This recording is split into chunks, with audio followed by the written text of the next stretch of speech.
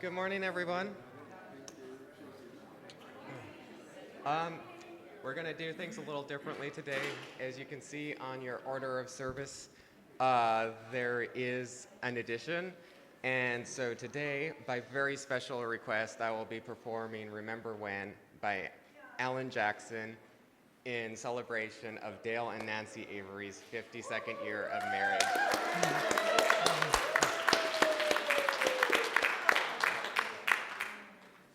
And if any of you are interested in requesting special music to be played at one of our services, just get in touch with me or Marisha.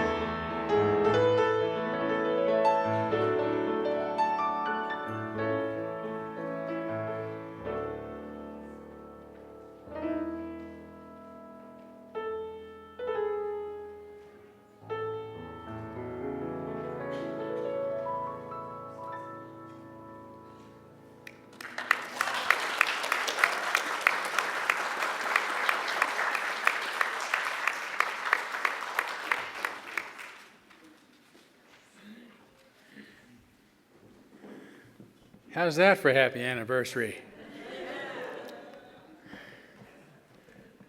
I have to admit, I am so unrefined that I'm one of those who has to have a little something with my piano on most occasions. You know, a little singing or a little backup. I could listen to Jackie all day. I mean, I just cannot believe the talent. What you do to a song, I mean, it's just extraordinary.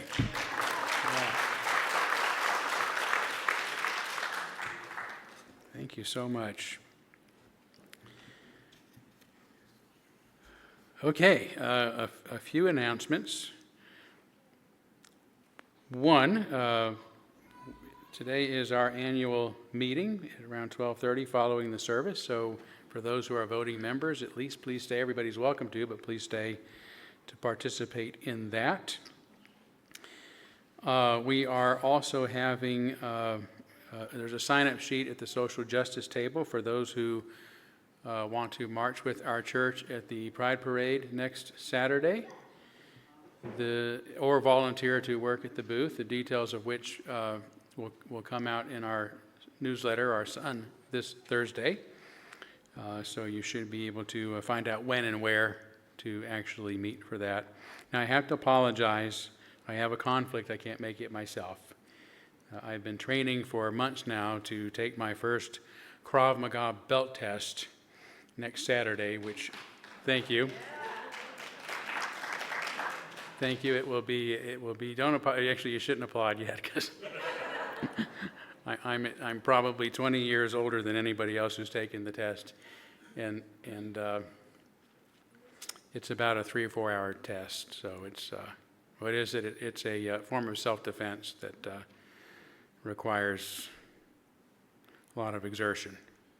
So so if you see me next Sunday, I will let you know. Yeah, right. Whew. What's that? A backup, yeah. I probably should have somebody to be at the ready.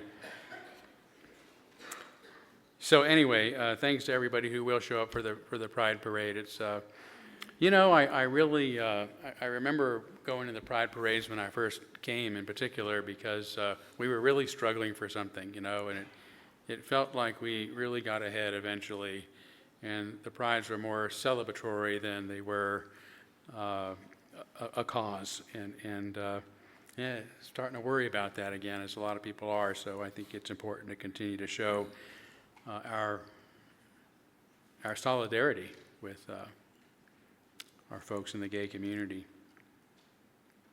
So thank you to those who will be representing.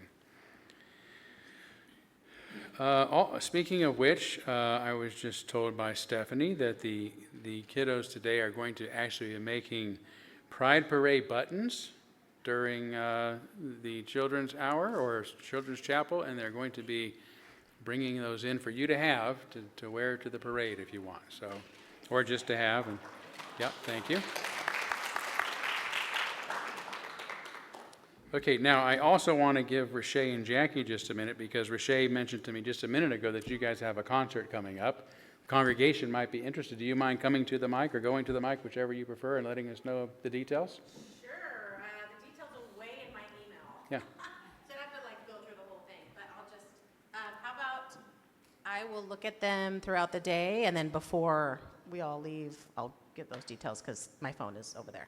Okay. Okay. And But what's yeah, it's Juneteenth. Juneteenth. So that's a Thursday. It's at 1 o'clock, I believe. My bad. See, Okay. noon. And it's at the Sacred Heart Healing Center. Is that correct, Todd? Healing Gardens. Okay. So we'll get you that information. Thank you. Mm-hmm. Good. I'm sure there's folks who would want to take advantage of that. Okay. Wonderful. Yeah, okay, I think that's everything. So why don't we take a few minutes to greet one another this morning?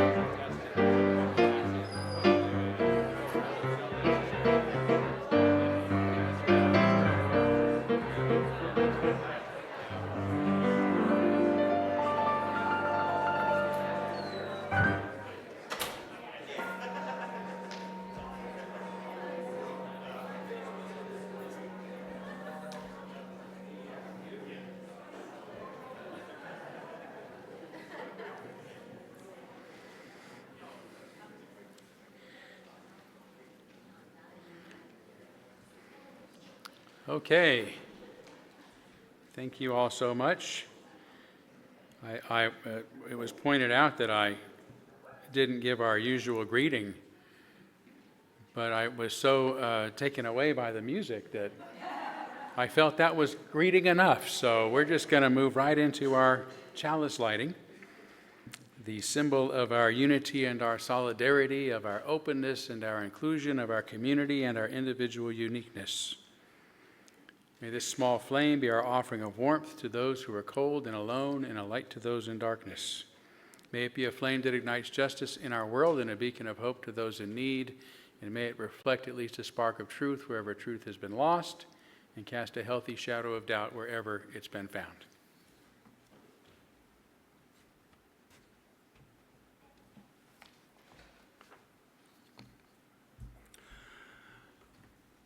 Courage in the face of challenges to free speech is one of the most critical virtues in a functioning democracy. It's not simply about defending speech one agrees with, but standing firm when that speech is unpopular, inconvenient, or even offensive. That takes real backbone. Here are a few key points. First, free speech requires moral courage. It's easy to support free speech when it aligns with popular opinion. True courage is tested when defending the rights of those with whom we fundamentally disagree. Think of people like Frederick Douglass or Voltaire, who championed the idea that the freedom to speak is meaningless unless it includes speech that offends or challenges the status quo. Secondly, there's the cost of silence. History shows that when individuals or institutions back down from defending free speech due to fear, whether of censorship, social backlash, or political retribution, the space for dialogue shrinks. This chilling effect doesn't just affect controversial thinkers. It discourages ordinary people from voicing their views. Third, balance and responsibility. Defending free speech doesn't mean endorsing hate or harm. There's a necessary tension between courageous defending expression and responsibly addressing its consequences. Courage, in this sense, is not recklessness, but a principled stand in favor of liberty and guided by ethical awareness. Lastly, today's challenges are subtler.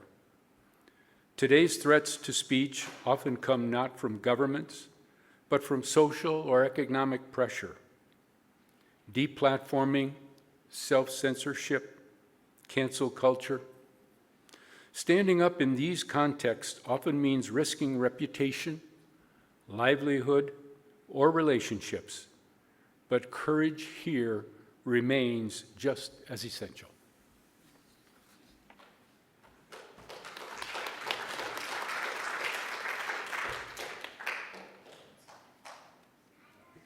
Okay, please sing with us, Our World is One World.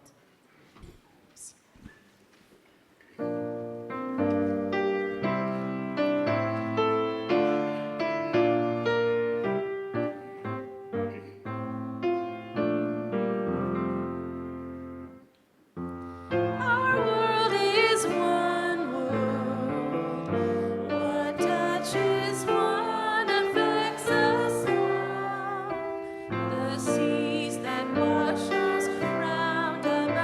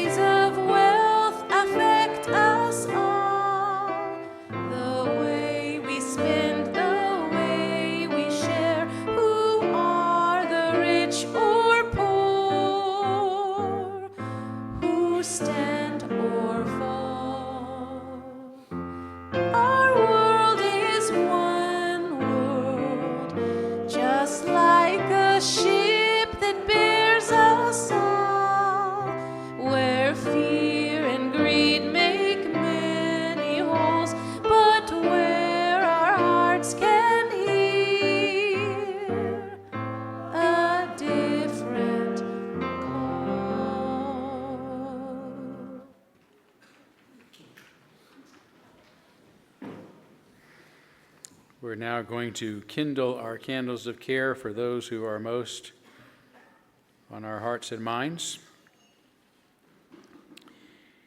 And we're going to begin with a candle celebrating Dale and Nancy's anniversary, in addition to your beautiful music. Absolutely.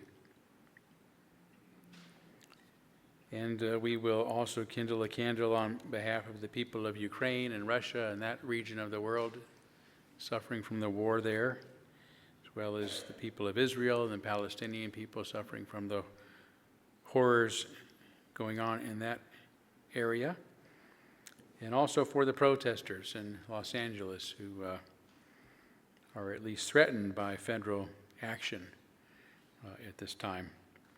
Very concerning should be very concerning to Americans everywhere. And let's take a moment of silence on behalf of those that you might be thinking of, and as always, you're welcome to name them aloud at this time if you'd like.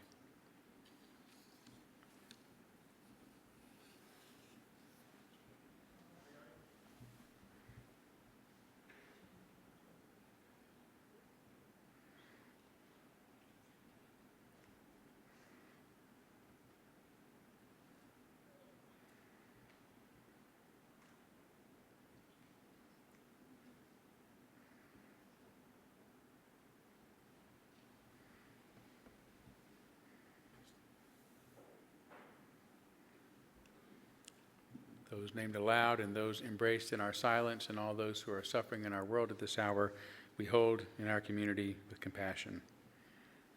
And we now gratefully give and receive this morning's offering, which helps sustain this community and our mission to the larger world.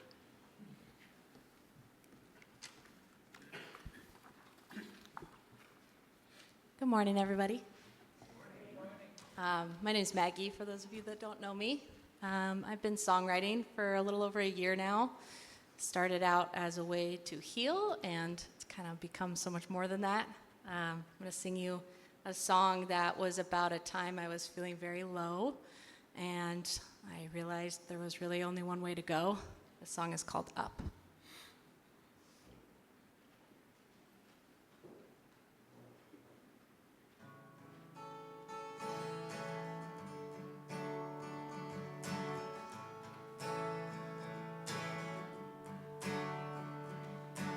I've been living life like a feather, fighting my way down every turn. I've been trying to avoid the inevitable as if I could escape a crash and burn.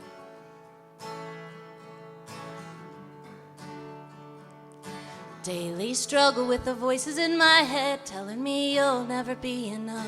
Doubt creeps into the corners of my mind, whispering you won't amount to much of anything at all.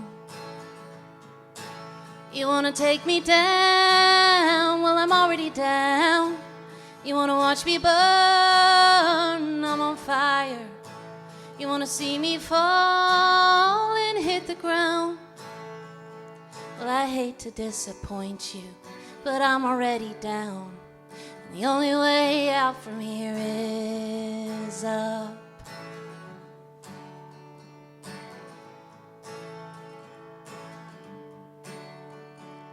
With all my self-destructive tendencies, I tend to be my own worst enemy. And if I feel a shred of joy, an impending doom consumes me to the core.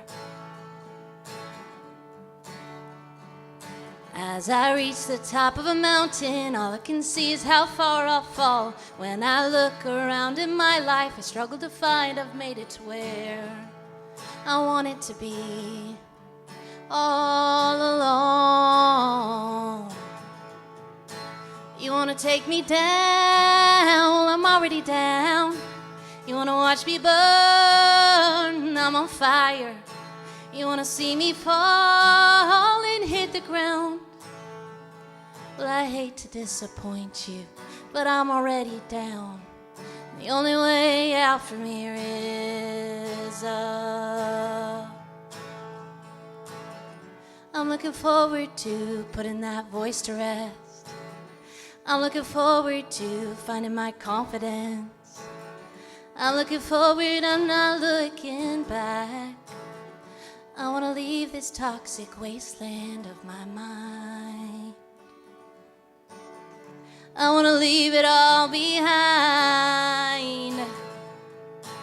You want to take me down? Well, I'm already down.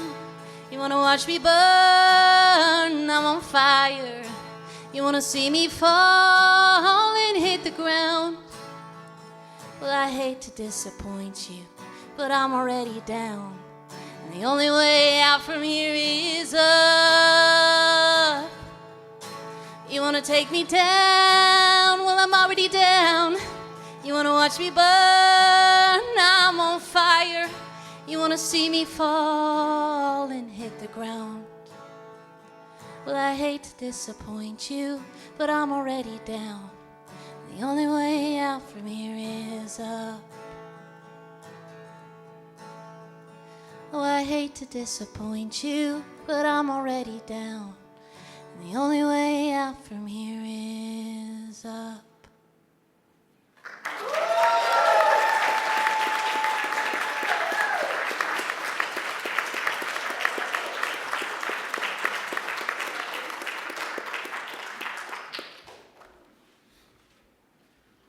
Thank you so much, Maggie. I would like to invite any children to come forward for our time for all ages, where this morning I will be talking about Play Club. So while the kids are making their way up, grown-ups, I want you to imagine sitting with a friend in the shade of a big tree, enjoying a chat while you watch children scale the play structure, discover one of nature's hidden treasures, or invent a new kind of tag game. The sun warms your skin as the smell of your coffee mixes with the scent of pine. Memories of your own childhood adventures bring a smile to your face. That's what volunteering at Sunday Play Club might feel like. Today is our last Sunday of Children's Chapel, because next week we will start our 4th season of Play Club. By now, I'm sure the grown-ups, and maybe even the kids, have heard about a book called The Anxious Generation. In it, Jonathan Haidt proposes that unsupervised, very important prefix, unsupervised play and childhood independence are the solutions to the phone-based childhood that is robbing our children of opportunities to flourish. Several years ago, with Lenore Skenazy and others, Haidt formed the Let Grow organization, which defines Play Club as a mixed-age, unstructured time for free play without adult interference or direction. There are only 3 rules to Play Club. Number 1, and this is for you guys in the front row, play respectfully. Do not deliberately hit or hurt another child. Rule number 2, get permission to leave the grounds. And rule number 3, listen to the adults who will intervene only when they must. I want to ask a couple of my friends up here a question. What do you like most about playing with other kids when there's no grown-up telling you what to do? Does anyone want to share something? Yeah. What do you think, Una?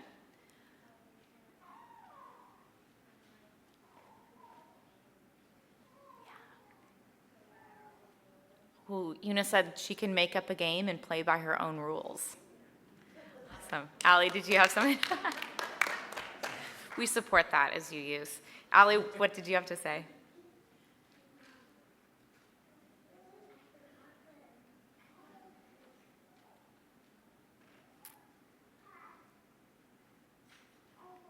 That's okay. If it comes back to you, you can interrupt. Oh, playing games? Okay, yes, playing games, right? Like whatever your imagination brings up. Meredith?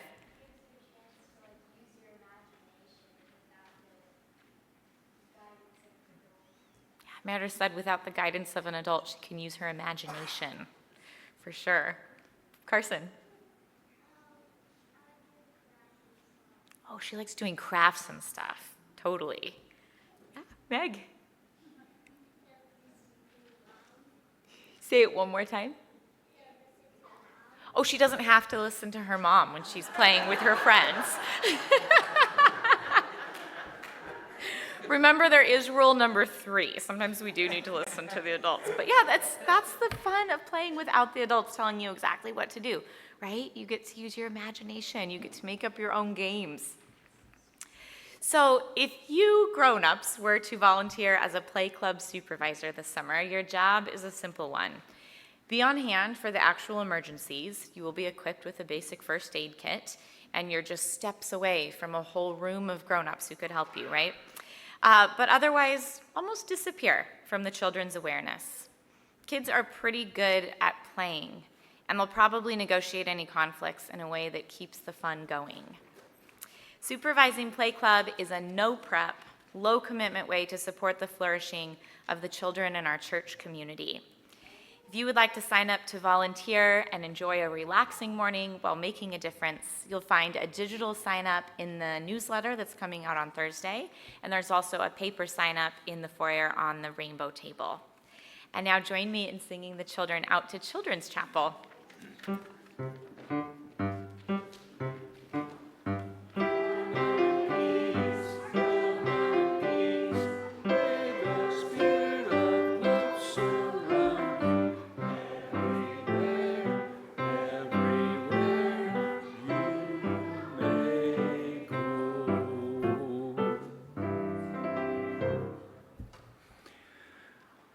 Welcome to a moment of tranquility and self-reflection.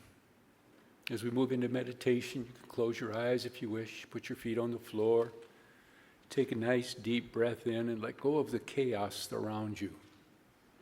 And reflect on these words of Sharon Salzberg. Compassion is the strength that arises out of seeing the true nature of suffering in the world. Compassion allows us to bear witness to that suffering, whether it is in ourselves or others, without fear. It allows us to name injustice without hesitation and to act strongly with all the skill at our disposal.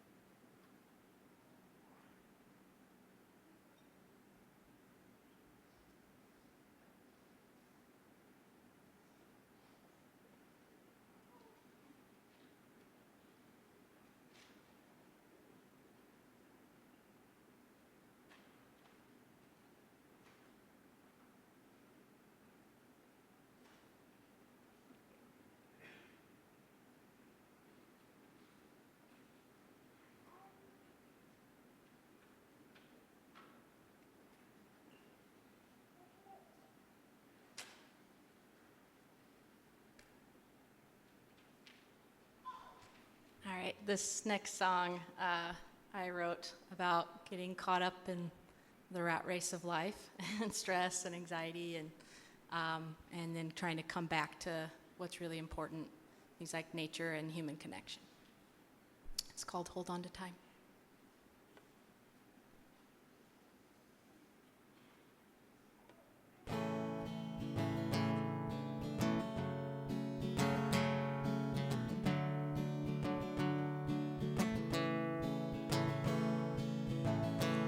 Do you remember the moment when the stars lost their shine? They got reduced down to nothing more than a way to mark the passing of time. And what about the days when you could live in your daydreams without waking up lost to a cold and a harsh reality? So let's just sit here in the silence of the night We can breathe in the seconds as they happen and not mourn the ones that pass by.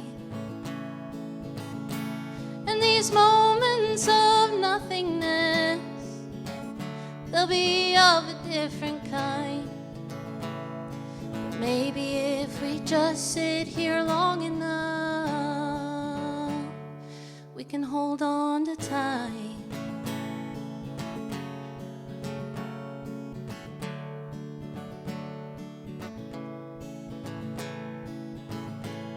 Close your eyes and you'll see yourself singing in a field of wildflowers, where the grass was always greener and you've never felt freer than in those hours. And if you think back far enough, can you see the creek behind the house, where the water was the only one who was rushing to get back home? So let's just sit here in the silence of the night. We can breathe in the seconds as they happen and not mourn the ones that pass by. And these moments of nothingness, they'll be of a different kind. But maybe if we just sit here long enough, we can hold on to time. Ooh, ooh. I can remember the stars shine. They meant so much more to me than a way to mark the passing of time. And I still have days when I am living in my daydreams, but you wake me up gently and you hold me in your loving. So let's just sit here in the silence of the night. We can breathe in the seconds as they happen and not mourn the ones that pass by. And these moments of nothingness, they'll be of a different kind. Maybe if we just sit here long enough, we can hold on to time. Ooh, ooh,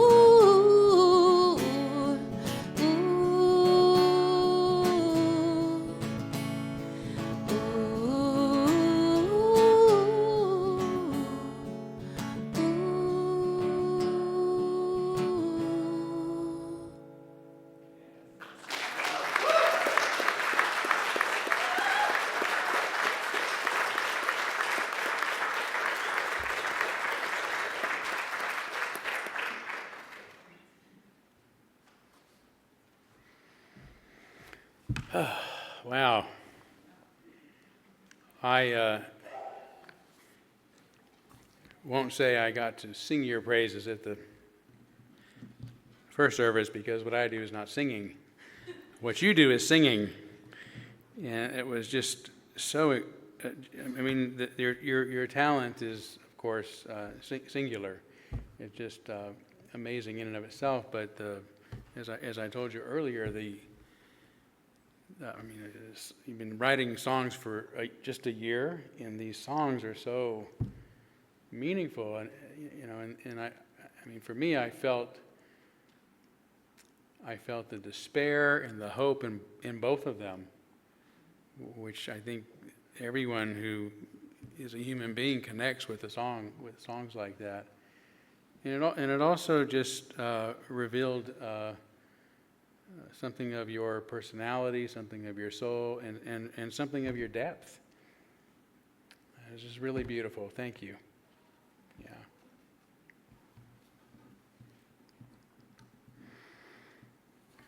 Now I'll give you a downer.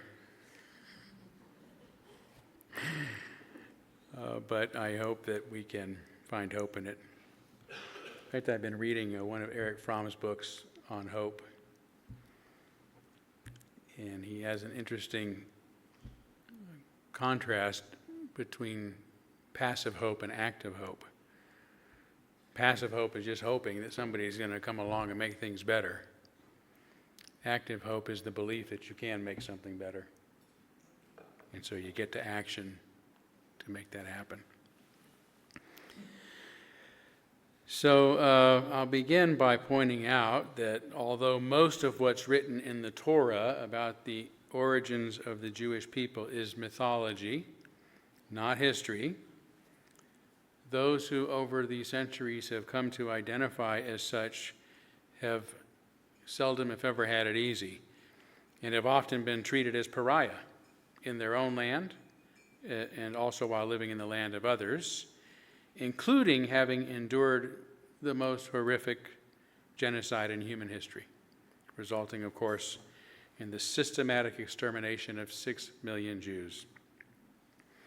Today, there is still much prejudice and ill will in the world toward Jewish people, including here in the U.S. Last week, we saw an assailant in Boulder, Colorado, use a homemade flamethrower and Molotov cocktails to attack a group of Jews demonstrating on behalf of Israeli hostages. Although the man charged in this horrendous crime is a foreign national, both men responsible for the murder of 2 Israeli embassy workers outside the Capitol Jewish Museum a couple of weeks ago, and for the arson attack against Pennsylvania's Jewish governor, Josh Shapiro, and his family on the eve of Passover last month, are U.S. citizens. Unlike the Holocaust, however, it should be understood that all 3 of the men responsible for these inexcusable crimes claim to have done so in retaliation for the state of Israel's injustice against Palestinians.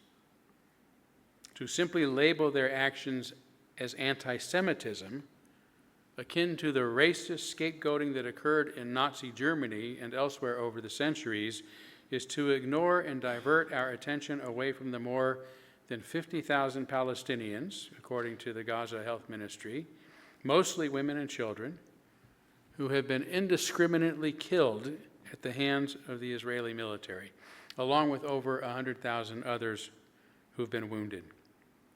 To be clear, Israel's actions are in response to the horrible Hamas October 7, 2023 attacks that resulted in the cold-blooded murder and torture of more than 1,250 innocent Jewish people and the capture of more than 250 Jewish hostages. But Israel's response has literally been overkill. Both the International Criminal Court and the United Nations have charged Israel with war crimes and crimes against humanity for this reason. They have reportedly bombed hospitals, killed aid workers and journalists, and routinely blocked food and medical supplies from reaching sick, injured, desperate, and starving Palestinian people. And before going further, I want to point out some of the informal fallacies being used to justify these obviously inhumane and illegal actions and conditions. When asked about these charges of war crimes, some U.S. politicians, along with Israel's own leadership, respond that Israel has a right to defend itself. Of course it does. Of course it does. And we could only expect, sadly, that its response to the brutal and inhumane October 7 attacks would result in additional bloodshed and death, including many innocent civilians. But this reply is a straw man argument that subtly diverts the discussion to a different question than the one being asked. The question is not, does Israel have a right to defend itself? The question is, does Israel have a right to commit war crimes and crimes against humanity by indiscriminately bombing civilians and then denying them humanitarian aid? The appropriate response to the first question is yes, but the answer to the real question is absolutely not. No wonder those seeking to justify these heinous, inhumane criminal acts prefer to shift our attention to a question that nobody is asking. Accusing those who remain focused on the real questions of anti-Semitism, furthermore, is an ad hominem fallacy because it also diverts attention away from the real question by demonizing whoever is asking it or pointing out, the inhumane actions of Israel. After the ICC issued warrants for Israeli Prime Minister Benjamin Netanyahu's arrest last year, he said the decision cast shame on the court, ad hominem, that the court is a rogue prosecutor, ad hominem, and that it was an anti-Semitic decision, ad hominem. None of which addresses his own violent disregard for the lives of Palestinian civilians. That's what we're trying to address here.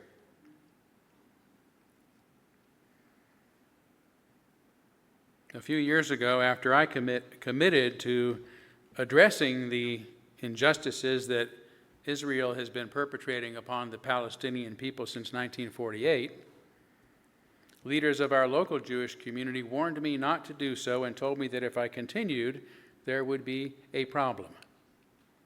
I did, and there was. And now I am labeled anti-Semitic by many and have zero relationship with my former Jewish friends and once community cohorts. We've seen the same thing happening to college students around the U.S. who have exercised their free speech by engaging in pro-Palestinian demonstrations. They've been accused of being anti-Semitic, and now some colleges, including Harvard, are themselves accused of anti-Semitism for allowing these demonstrations to have taken place on their campuses. The real point of these absurd accusations, however, is not to stop anti-Semitism, but to stop the real question from being asked. Does Israel have the right to commit war crimes and crimes against humanity by indiscriminately bombing civilians and then denying them humanitarian aid?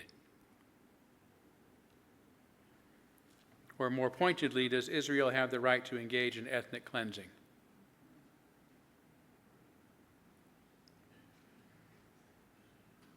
Or any of the other injustices against Palestinians it has engaged in for decades?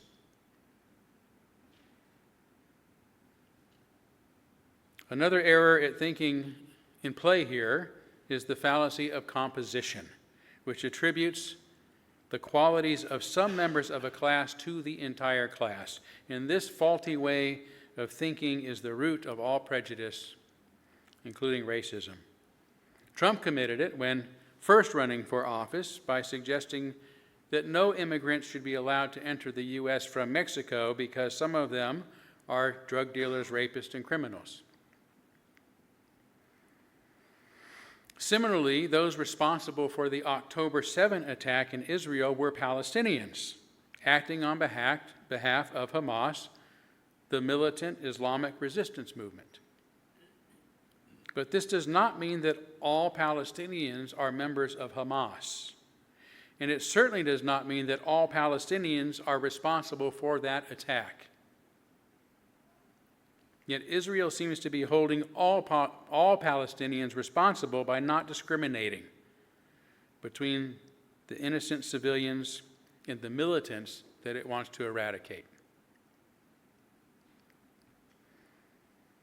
Likewise, to hold an entire university responsible for what some of its students say, or to hold all protesters responsible for the words of a few, is faulty reasoning, to say nothing of the fact that we're talking about protected speech to begin with. They get to do that. Even worse, of course, is to hold an entire class of people responsible for the actions of some individuals or subgroups within that class. All of these fallacies are meant to avoid questions or to avoid certain comments, or forbid them, I should say, discourage certain comments from ever even being expressed. Ad hominem, in particular, is a scare tactic meant to make a public example of anyone who voices unwanted words. If they do, as I was warned, there will be a problem.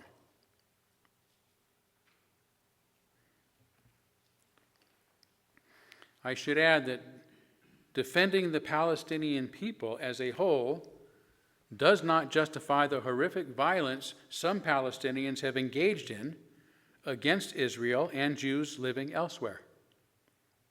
Nor does it justify the brutal actions of those individuals involved in the heinous and indiscriminate crimes against Jews in the U.S. these past weeks.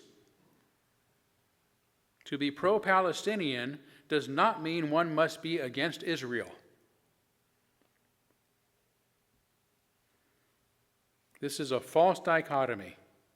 If one is fundamentally for humanity and for life, then one is for the humane treatment and welfare of all people and the peaceful resolution of conflict whenever possible.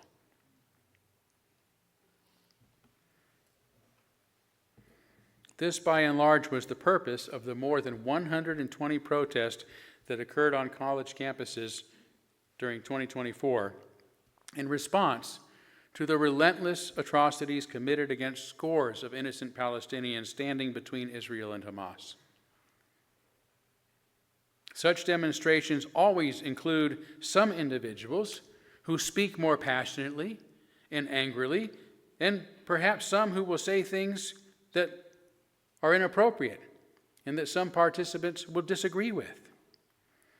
But this is the nature of free expression, the right to say things that others disagree with, the right to publicly say things, especially in public spaces, that other people disagree with. The overall goal of the student protesters was for their universities to divest from companies supporting Israel, along with a few other demands specific to certain campuses. The legal questions emerged when student protesters began setting up encampments on the campuses. Over 117 of them on 121 campuses, along with some occupying buildings and preventing other students and faculty reasonable access to classrooms and other facilities. University administrators took various approaches to resolve these situations, resulting in approximately 18% of the schools partially agreeing to the student demands, and to just over half of them forcibly removing the encampments. And those forced removals also resulted in the arrest, suspensions, expulsions, and the withholding of degrees in some cases for some student protesters. In many cases, Jewish students merely claiming that they felt unsafe have been the basis for charges of anti-Semitism against protesters. This, to me, is akin to the boy who cried wolf phenomenon. Claiming to feel unsafe in response to hearing things that one may disagree with has become rampant on today's campuses, as has requiring professors, for example, to give trigger warnings before saying anything that might disturb the sensitivities of a particular student, which makes it difficult to take any such claims seriously. The few incidents of violence that have been documented appear to be the result of aggressive confrontations on both sides. An incident at UCLA in April of 2024, for example, occurred when a pro-Israel group allegedly attacked protesters, which has resulted in a lawsuit against the university for not adequately protecting the pro-Palestinian protesters. That same month, New York Times published an article with the headline, "Some Jewish students are targeted as protests continue at Columbia." Some Jewish students are targeted as protests continue at Columbia. That's a pretty definitive statement, isn't it? Now here's what the byline under the headline says. After reports of harassment by demonstrators, some Jewish students said they felt unsafe. Others said they felt safe while condemning anti-Semitism. That's a very different byline than the headline suggests. The offenses that the article goes on to cite as examples of targeting Jewish students only describe speech, not actions. Some pro-Palestinian demonstrations on and around campus veered into harassment, it says, and protesters targeted some Jewish students with anti-Semitic vitriol, and verbal attacks left a number of the 5,000 Jewish students at Columbia fearful for their safety. It doesn't say how many of the 5,000 students they're talking about, nor what the vitriolic statements were. There's no evidence in the article of what was said that is considered anti-Semitic. Just an appeal to those who felt unsafe. Now, questioning the so-called lived experience of those who said they felt threatened, but may not have actually been threatened, is precisely what can get a person canceled these days, which I recognize I am in danger of, again, for doing right now. But these terms, felt unsafe, fearful, harassment, anti-Semitic vitriol, all given without citing anything that was said to anyone. And that's what I said about my own book. What is it? Just lift a sentence for me to justify these accusations. Don't cite anything, let alone anything that was done to somebody. It makes such claims spurious. In fact, the article goes on to admit that some Jewish students who are supporting the pro-Palestinian demonstrations on campus said they felt solidarity, not a sense of danger, even as they denounced acts of anti-Semitism. Again, the article doesn't mention what acts it is referring to. At the very least, this discrepancy indicates the Times article is reporting on subjective experiences and not objective truths.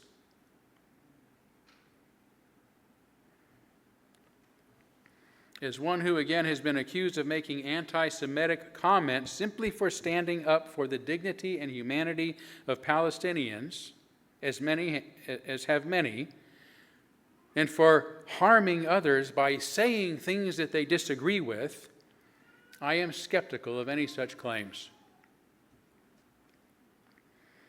Yet today, the Trump administration is seeking to punish Harvard and Columbia universities, among others, for not having quickly stopped the students from speaking out on this issue, passionate, angry, and even inappropriate as some of their protected speech may have been. Less than 2 weeks ago, for example, Trump began threatening to withdraw billions in funding from Harvard, calling the prestigious university very anti-Semitic. According to a BBC report just 3 days ago, the Trump administration is also looking to strip Columbia University of its accreditation over claims it violated the civil rights of its Jewish students, and that his education secretary, Linda McMahon, said in a letter to the New York City College that it acted with deliberate indifference towards the harassment of Jewish students in a manner that violated federal anti-discrimination laws. These should make interesting court cases since, as usual, the Trump administration has offered no evidence of these claims, and because these universities are being accused of not doing something. In this case, of not controlling the free speech of others, which is not a crime. A crime involves doing something.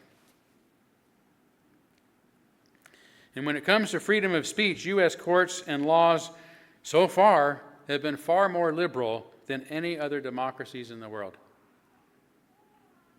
Exceptions to such speech in the U.S. include harassment, terroristic or threatening, inciting a riot, hate speech, slander, and libel, most of which are extremely hard to prove and prosecute.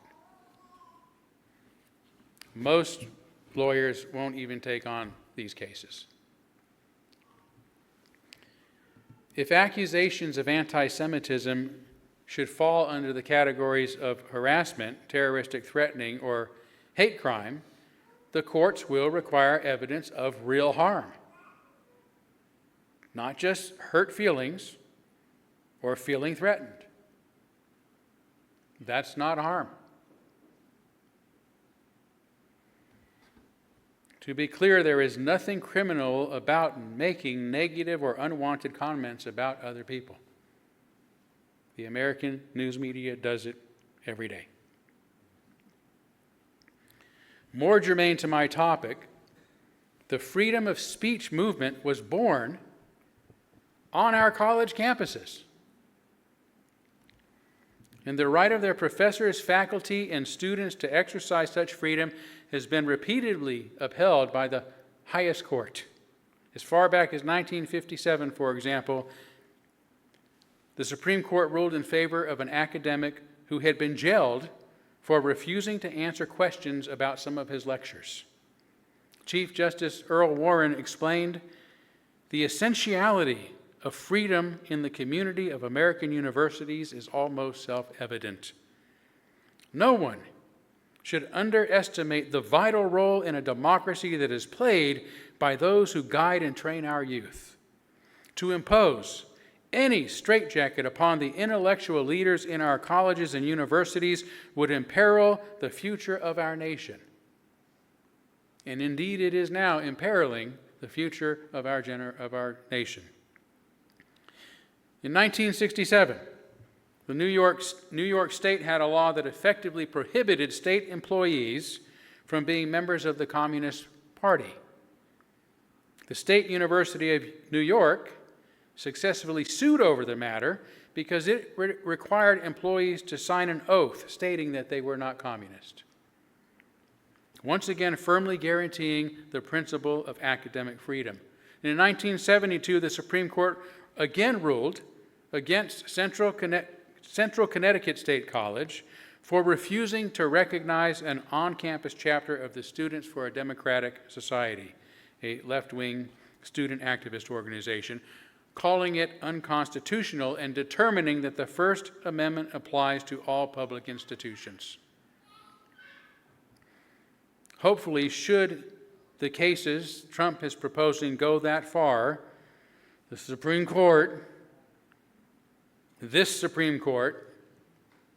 will continue to defend freedom of speech at Harvard and Columbia universities and universities throughout the nation.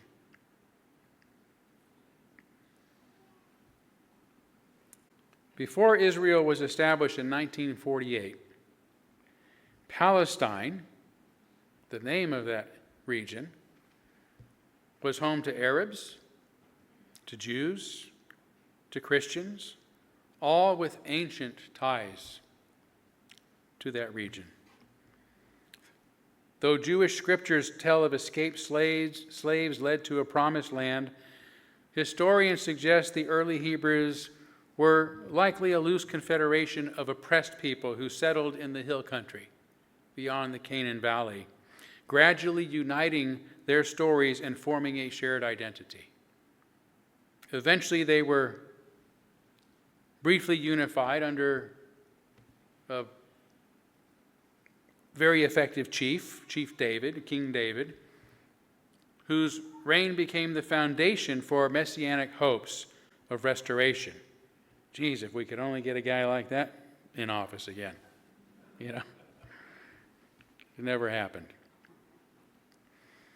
Yet throughout history, Jews rarely controlled the land exclusively, living under success, and it was never at peace. In fact, they themselves split into two nations, right? Israel, the northern kingdom, and Judea, from which we get Jews, the southern kingdom.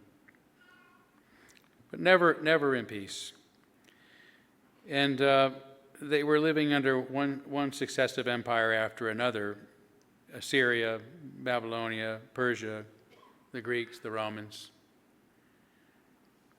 And around 135 CE, after crushing a Jewish revolt, Rome renamed the region Palestine to sever Jewish ties to it. The Palestines, as you may have heard me say in the past, is actually the Roman pronunciation of Philistine. So it was intentionally named after the legendary enemies of the Israelites. And some Jews remained and likely assimilated with the evolving Palestinian population, which means both of these groups are intricately related. While most were scattered in various diasporas over 100 years periods, or even up into our own time. And remarkably, despite centuries of exile and persecution, including the Holocaust, Jewish identity has endured. That is a remarkable, singular, historic accomplishment. After World War II, Israel was founded in this same already inhabited region as a Jewish homeland, but only after displacing over 1 million Palestinians from their homes and their cities, whose ancestors had lived there for centuries. The resulting conflict has persisted, fueled by hostility from surrounding nations and enduring resentment against Jews around the world. The situation has worsened dramatically, obviously, after the vile Hamas attacks of October 7th. But let me be clear, while Israel's own cruelty and injustice are partly responsible for such events, because we could give peace a chance, instead of an Iron Dome being a strategy for permanent survival.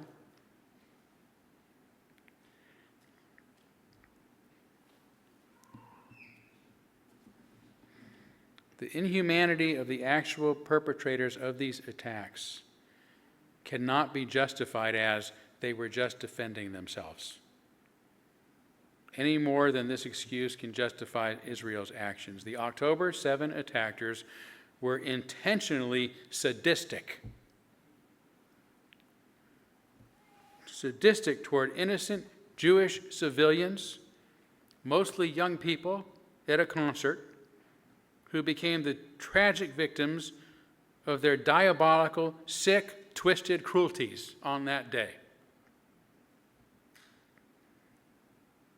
My concern for the lives and well-being of Palestinian people does not mean I regard these brutes with any less outrage than I hold for Benjamin Netanyahu and the soldiers carrying out war crimes and crimes against humanity on his behalf.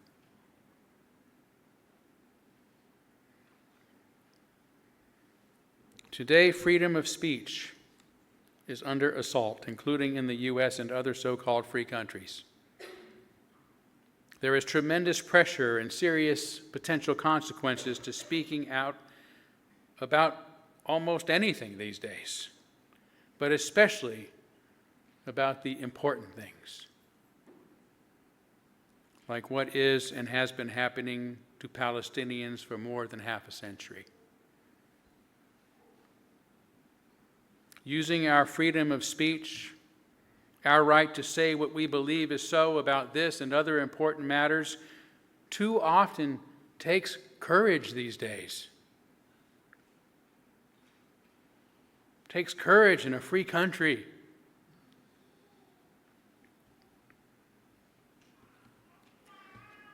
But as religious liberals, devoted to the principles that our democracies are supposed to be founded upon, we must find the courage we need to say, and more importantly, to do what we can to foster human rights and human welfare everywhere. To paraphrase the great American revolutionary Thomas Paine, these are the times that try Unitarian souls. The summer Unitarian and the sunshine liberal will, in this crisis, shrink from their service to their great principles. But those that stand by them now deserve the love and thanks of all people everywhere. Today we are living in trying, fearful, uncertain times, yet even as the world changes around us, we remain the same because our values remain the same. And they shall be our compass in whatever storms may come and our guiding star in the darkest of nights. Thank you. Thank you.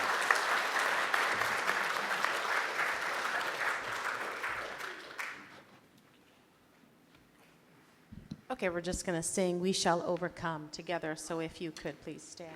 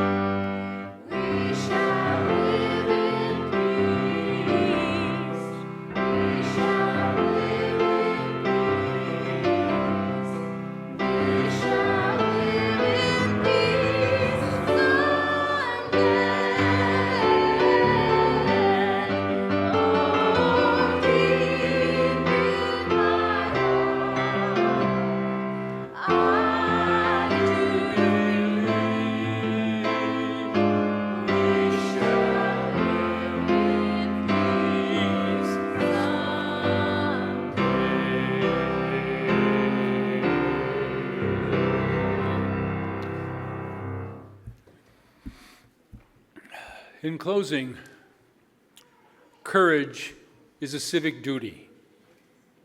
Courageous individuals are often the thin line between democratic discourse and authoritarian drift. Whistleblowers, journalists, students, and citizens who speak out, especially when it's risky, help keep institutions and governments accountable and preserve a culture of open debate. Amen. Blessed be. Salam alaikum and shalom.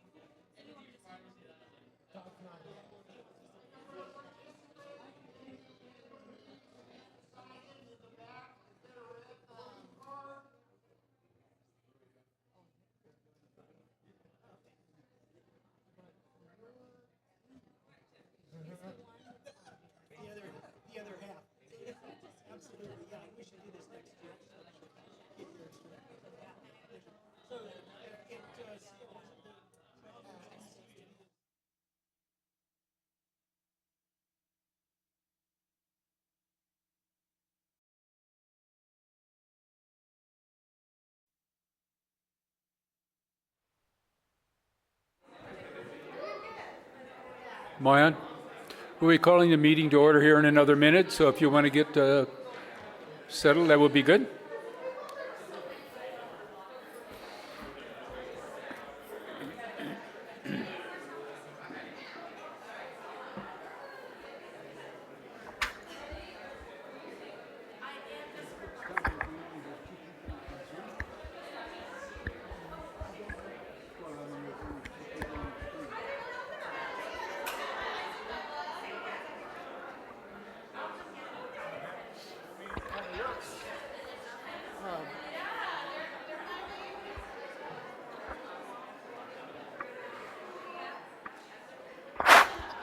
We'll be calling the meeting to order in about 1 minute.